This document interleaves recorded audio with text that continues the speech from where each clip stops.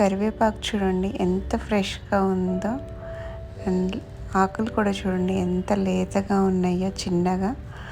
ఇలా అలవాటైనాక మన మార్కెట్లో అస్సలు కొనలేము ఈ కరివేపాకు పుదీనా. ఇలా ఇది కొంచెం వేసినా కూడా మనకి చాలా టేస్ట్ ఉంటుంది, చాలా కమ్మగా ఉంటుంది రుచి అయితే.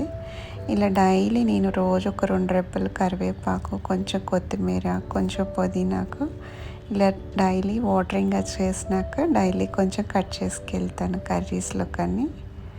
కర్రీస్లోకైనా టిఫిన్స్లోకైనా. ఇవి 3 అయితే అసలు కొనడం మానేసాం మేము ఇంట్లో. పుదీనా వేసి అయితే ఆల్మోస్ట్ చాలా ఇయర్స్ అయిపోయిందండి. చాలా ఇయర్స్ నుంచి కొనడం మానేసాను.